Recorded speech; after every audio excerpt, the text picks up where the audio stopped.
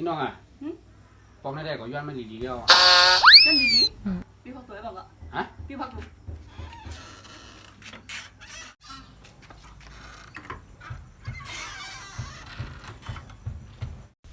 ป่นกว่าเย้า1ชั่วโมงฮิเนวะ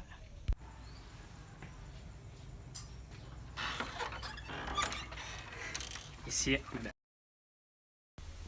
มาเที่ยงวันหนึ่งในว่าถมว่างเตะ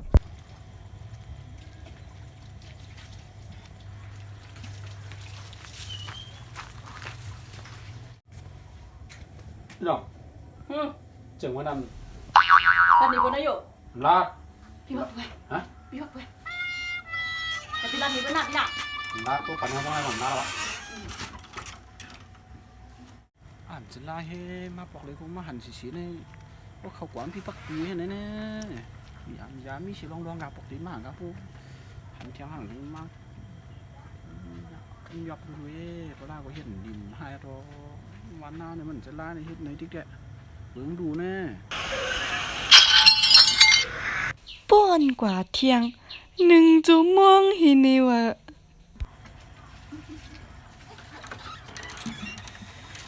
ไอ้เซ่ปันนี่ก็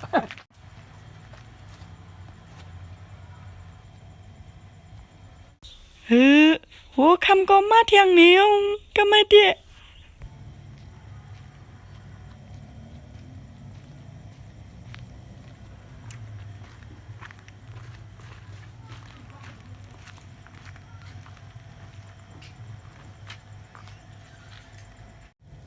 มาเที่ยวไหนนี่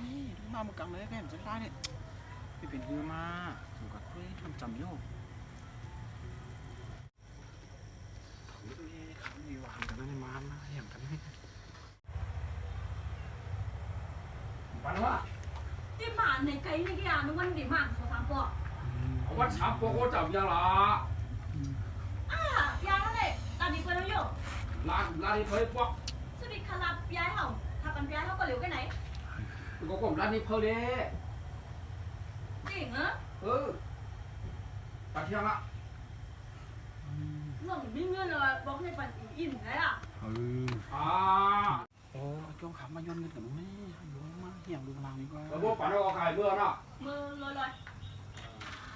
ลอยไงปันเที่ยงเพราะว่ามือพุกแต่อ๋อนี่มันไม่อยากได้โอ้เจ้าอยู่ข้าอยู่อยู่นี่ก็โอ้อย่างมันข้าใครเมื่อเป็นตามขนาดไม่อย่างพี่ใหญ่อ๋อมาอย่างค่ะเขาพี่เพื่อนเนาะ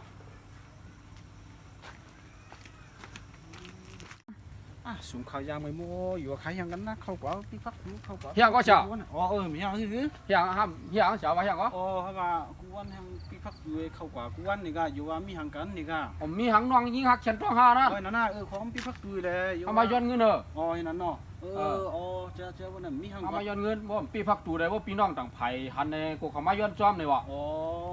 เจ้าวันนั้นมีห่างกันนะแหวะมือเขาได้